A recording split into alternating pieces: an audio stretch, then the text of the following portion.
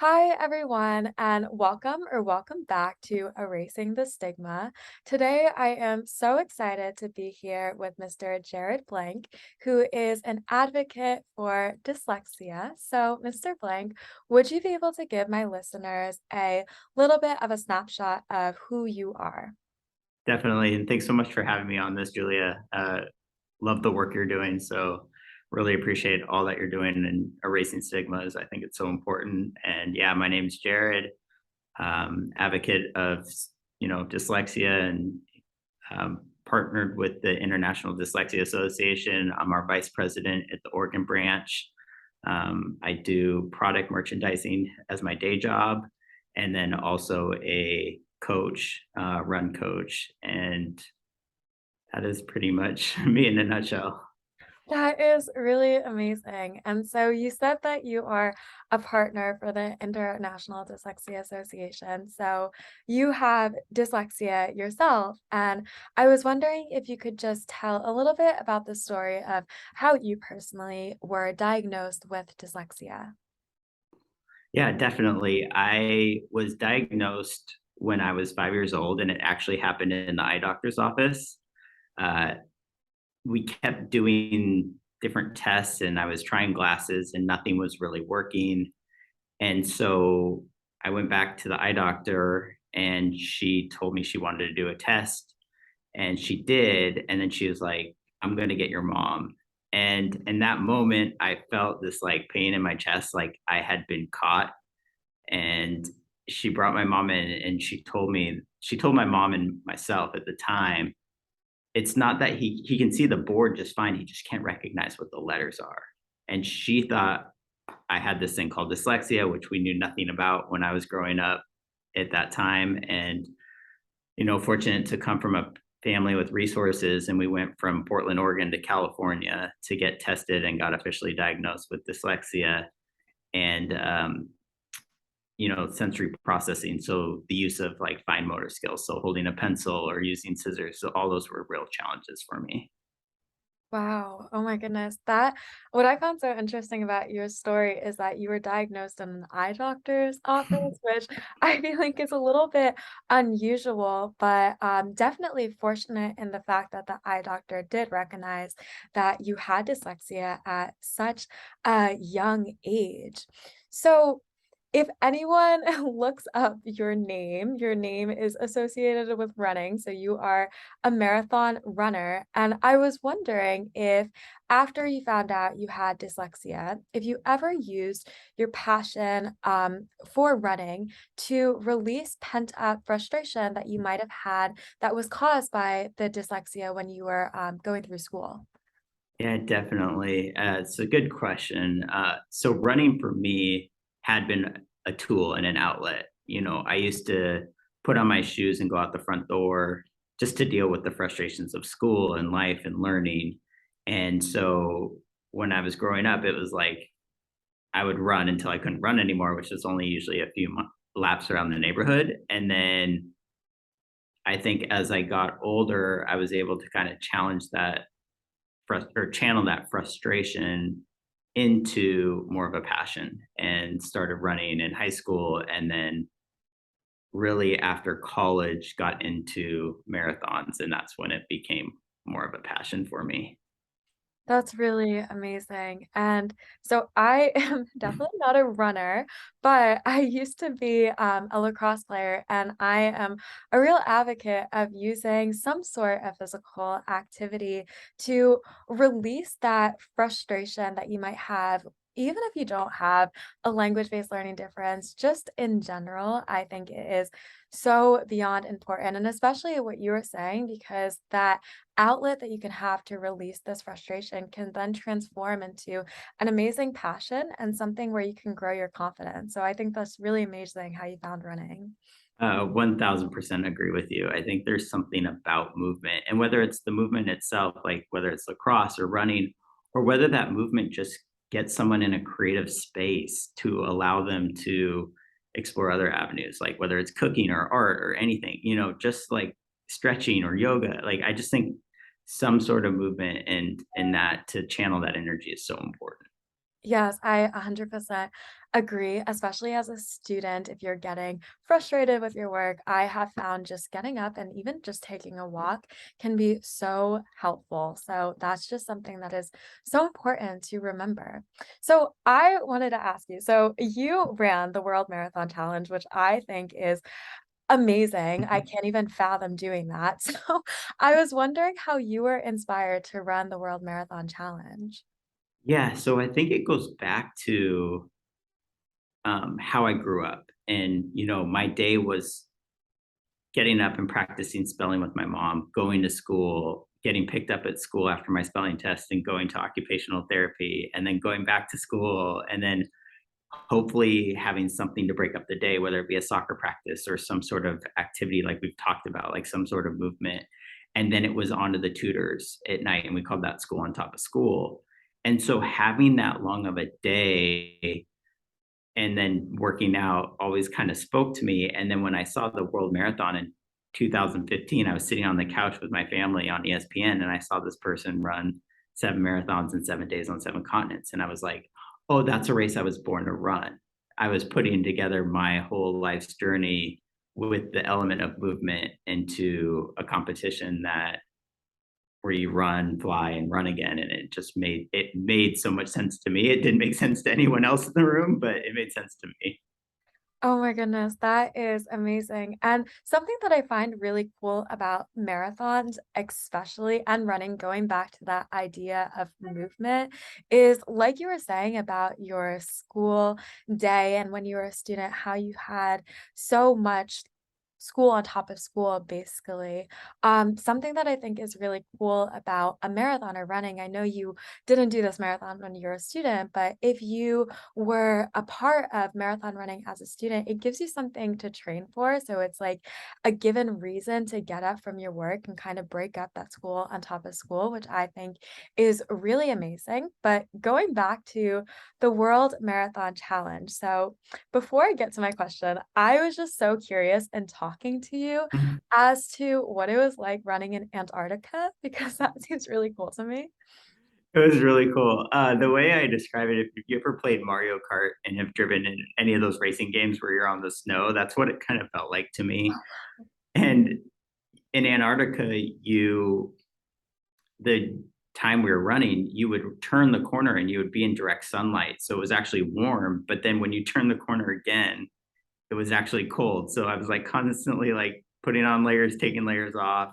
Oh. And then the course had these like light blue ice patches in certain points. So like if you stepped on those, my foot would kind of spin out. So it was kind of a chaotic course, but it was an amazing experience. And credit to the race director, Richard Donovan, and the World Marathon, because they put on such a great event, and they're so dialed into everything. It's very well operated.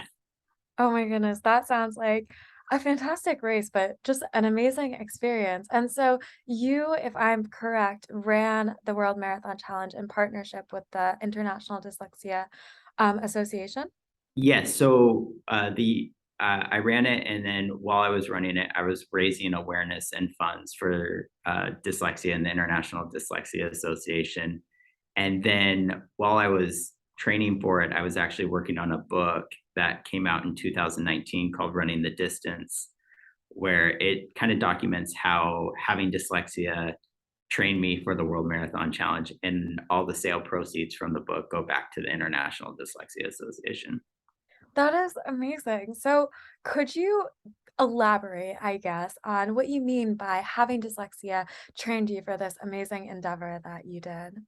Yeah. So I think, you know, it's funny because the president at the time, Jane Cooper, told me that having dyslexia is like an endurance challenge because you're in the classroom and not always able to operate the way you want to. And, whether it be like the challenge of actually reading the instructions that you're given to do classwork and then seeing your classmates moving around and you're like stuck in this zone of not even really understanding what to do next, or the challenge of like I need to study 3 times longer than somebody else to get through a test, it plays into the endurance space for me because it's the challenge of like getting up and going again and finding a way to work with your mind to take on that challenge of whether it's a marathon or whether it's an assignment, even when things aren't going your way. Mhm. That's a very interesting way to look at it, that it is an endurance challenge. And the thing that I have definitely found in these conversations and just meeting other people with whether it's still dyslexia or another learning difference is that it is true that because this is an endurance challenge, having a learning difference, most people that I've met have such a high resilience because they're so used to having to work so much harder and so much longer. And in school, for a lot of students, I it's so understandable how that can take a toll having to dedicate so many more hours and maybe not seeing the payoff that you would like to see. But in the real world, that trait of resilience is such a phenomenal trait to have. And so many people with learning differences have it. And I believe that is one of the reasons why people with learning differences can be so successful because they're able to have this very necessary trait of resilience in their lives. Completely agree with you. I think it's this, the energy that you spend within the classroom or that I go back to and think about what I spent really helped prepare me for life outside of the classroom. And while the results would sometimes be what I want and sometimes not what I wanted when I was going through school, it was really that resilience that you talk about that kind of paved the way. So I think it's such a long game, same with an endurance challenge. So I think that's where the two really come together for me. Yes, and I was thinking, like, about kinda connecting this to, like, the World Marathon Challenge. I mean, obviously, you go into 7 different continents that have very different climates, like we were just talking about Antarctica, and you were just saying how there's ice patches in Antarctica that you could slip over, but I'm guessing in South America, you did not encounter anything like that, and that's kind of how I view, like, the climate of when you're going through life with dyslexia or another language-based learning difference. I mean, you might start off in one climate that might be like Antarctica, where it's a lot more challenging. But then once you graduate school, you're going off into the next climate like South America, and it's nice and warm and pretty there. So that's just something you have to keep in mind that it is a endurance challenge when you do have dyslexia, but the challenge definitely brings on an amazing end result, which I'm sure you experienced with finishing the World Marathon Challenge. Totally. And I think it's really well said. And it's something that I talk to like parents and educators about because when you're looking at students that are dealing with a learning based challenge or any learning difference, really, or any challenge whatsoever, it's keeping that confidence and that self-esteem intact because when you do move through those climates, there's going to be the ups and downs, but if we can keep that confidence within these students going, and there's that ability to see these challenges as opportunities at some point, that's where you're going to see those achievements being made and where people are going to be more happier going, figuring out, okay, this is my battle. Today is Antarctica, Yeah. South Africa, or South America is my next challenge within running. So I think there's something really key that you're talking about here. Yes. And so talking about parents and students, I mean, I know you found your outlet in running, but what advice would you give to a parent or student with a child who has a learning difference as to how they can find their own outlet and how this outlet can help them navigate their journey with school? It's a great question. My one advice is really find what they love doing. Mm. Whatever that thing is, and build around that. I talk about, oh my son or my daughter only wants to play video games. Well, cool. You can like use video games as an opportunity to have them read something about the newest system coming out or the newest game or learn how to budget. What is it going to be to buy a new system that comes out 2 years from now? Or what is it going to be like to buy 5 more games? So you could teach all these things that they're really passionate about that might be really hard just on their own, but because there was that initial energy, capture it and build around it. And so, like I always say, build around your passions, and it doesn't have to be sports. It can be video games, it can be movies, it can be art. Like, I think it's easy to get fixated on, like, well, I want them to be this or that. And it's like they have the answers. Students have the answers to what it is they're going to be doing in the world. I think it's our jobs as parents and educators to cultivate that and listen to it and build the space for it, and then build around that passion and energy. I think that is amazing advice because often I feel like the mindset, especially when you're looking at school and if your student isn't necessarily receiving the highest grades, maybe due to their learning difference, it kind of creates that mindset that my student won't be successful in the work field or in whatever career they pursue because they're not successful at school. But like you were saying, I mean, there is a career for every passion. And I mean, while school and how the way school is set up and how it presents information might not be built for your student, that doesn't mean that your student isn't going to be successful later in life. It just might mean that your student is not going to be successful in that specific area where they are struggling because that's not where their interests lie. And so I also completely agree with you to embrace these passions, also because a passion might lead a student to a passion in academic area. So what I mean by that is, for example, if your student is very into art, let's say, because I'm very into art, your student might, you might cultivate the space around the passion of art and come to realize that math plays a part in art.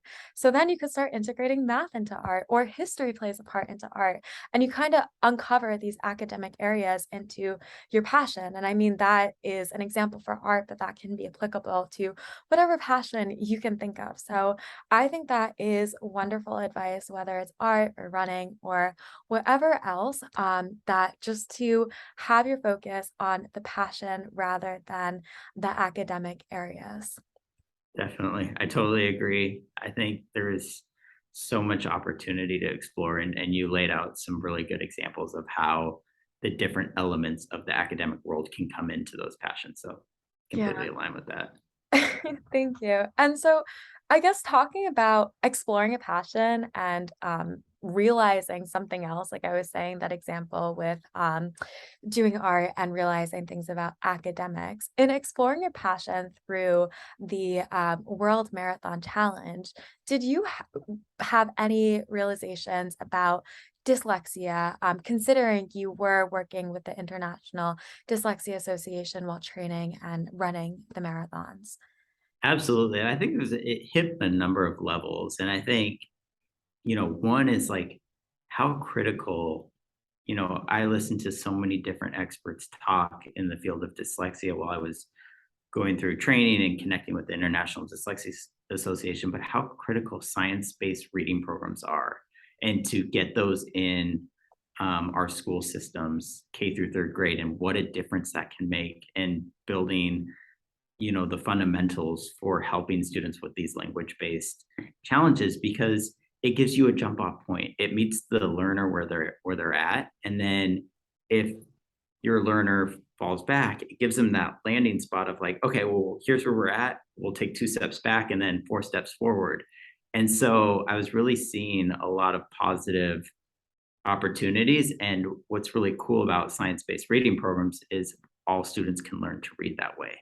Mhm. Whereas in traditional kind of that setting where we just put the books in front, we're missing maybe 15 to 20% of the population. And so I think that was something that was really stood out. And then for me personally, just what strengths are there with dyslexia, and dyslexic thinking is now is now in the definition of like big picture thinking and the ability to kind of have that resilience and see things differently. And I think I was a, you know, in running it, I was kind of seeing those strengths and where dyslexia can be a positive element. And I think it's important to identify the strengths that come with dyslexia, but I also think it's important to acknowledge that the students that are in it currently are struggling. And so they may not see those strengths right now. And it's important just to meet them where they're at. And even though dyslexia can be a strength, it can also be a struggle. So I think just the balance of seeing both sides of that coin. I think that is so important, especially because I think it's very interesting how you said dyslexia can be a strength and a struggle, which is so, so beyond true. And I also agree that that is something that's very important to call attention to because I mean, surprisingly enough, even though I have like the erasing the stigma and I do want to call attention to the strains of dyslexia, it's so important to recognize to someone that, hey, you're struggling and that's okay. Because sometimes they might feel alone in the struggle. Or, I mean, I'm definitely a huge advocate of the amazing strengths that dyslexia could bring around. But if you're telling a student that they should be excited about their dyslexia and then in school they're kind of struggling, they're like, hey, I'm not really excited about not doing well in school. Like, you got to have that balance and say that that is okay and like we were saying before, there's different climates of life that you're going through. And while you might not be able to recognize those strains early in life, it is completely okay because later in life, those strains do come out and they do appear. So you were also talking about the importance of science-based learning instructions and teaching techniques in school. And I also 100% agree how important that is, especially because you were saying, which I fully agree, that the way we teach reading in most schools right now is exclusionary to people who have learning differences. Whereas if you start off with this teaching through the science-based reading techniques, it starts off at a place where everyone can understand it and you're not excluding a portion of these kids. So I think that the way that we have our reading classes set up right now is detrimental to the self-confidence of many students with language-based learning differences because they feel like they're part of that minority, which they really are, of people who don't understand the way that the information is being taught. And so I agree that it's so important to start off at a place where everyone is included and can understand what they are learning. And sorry, you could go if you No, you're good. You're hitting you're hitting all the notes. There's thank no, that's you. awesome. Thank Awesome. you.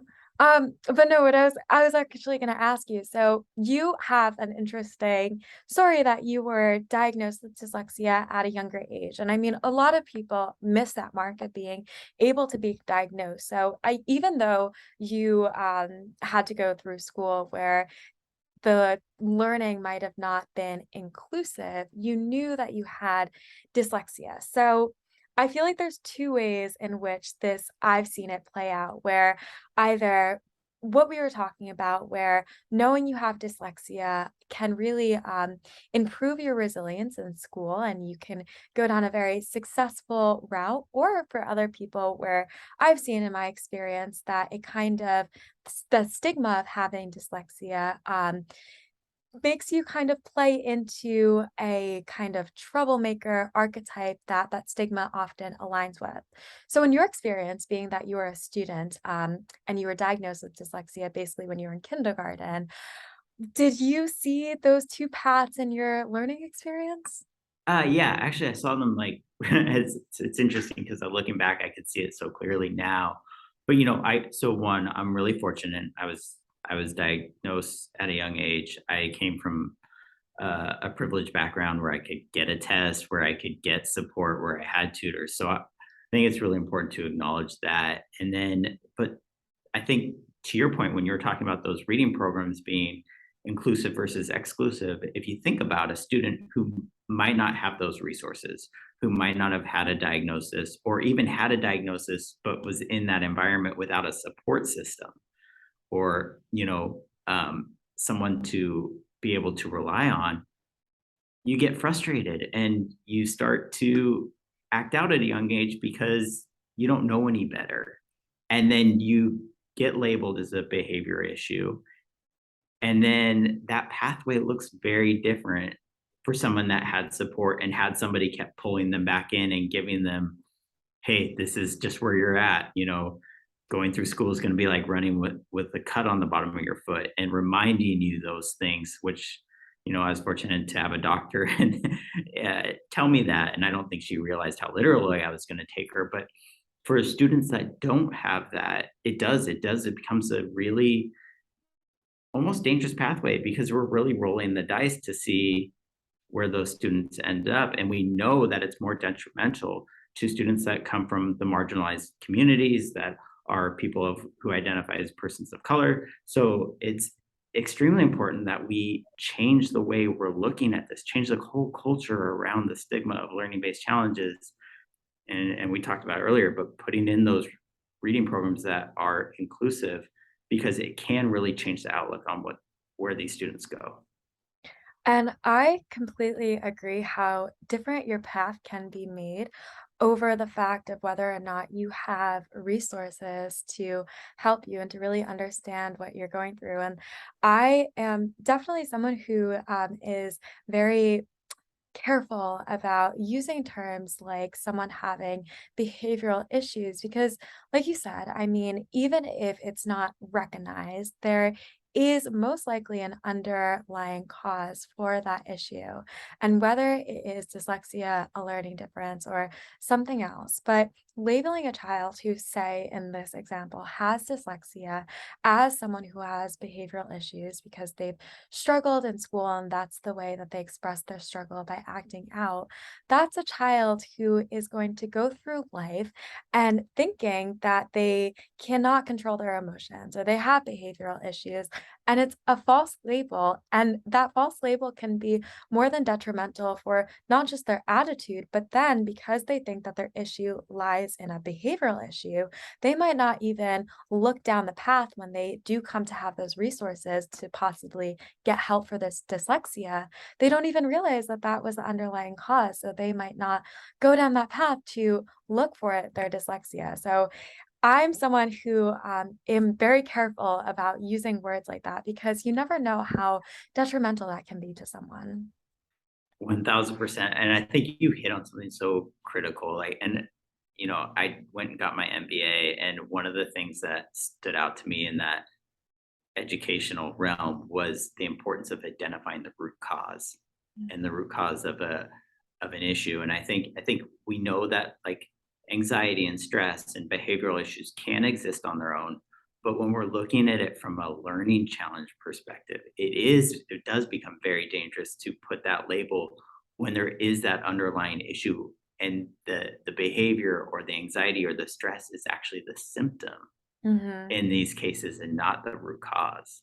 Mhm, yes, and that's such an important way to put it, that it's the symptom and not a root cause, because I feel like we think of it like the other way around, that it is the root cause. So that is just amazingly important. And I really thank you for all of your wisdom and advice. And I just had one other question for you, which is what is one thing that you think listeners can do to erase the stigma behind language-based learning differences? Yeah, that's a great question. And thank you so much for the opportunity to talk with you. This has been a really amazing conversation, and your insights are 1000% on.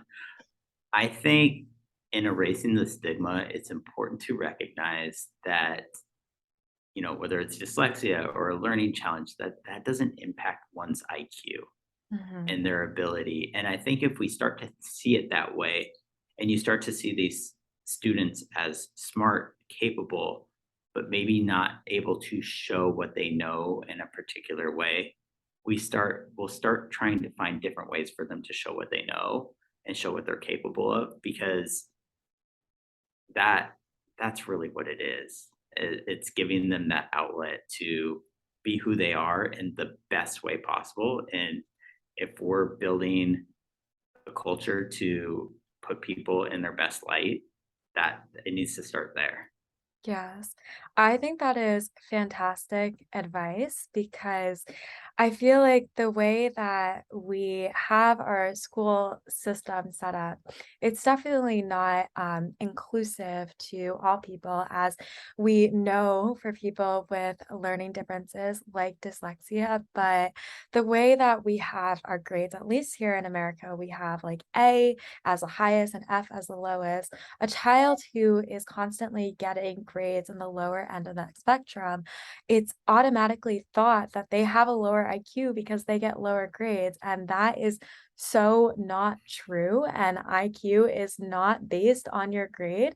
And also, I think being smart is such a subjective statement because you might be so smart in school, but not smart at all in another field, or the opposite way, and that is completely fine, don't get me wrong, and that I keep saying this in all of these conversations, but I truly think that this is so important about society, that we do have a balance of people who are very smart at one thing and not great at another, because we balance each other out, and no one can be great at anything and everything. But it's just very, very important to recognize what you said, that grades and school and having a learning difference does not in any way, shape, or form reflect your IQ.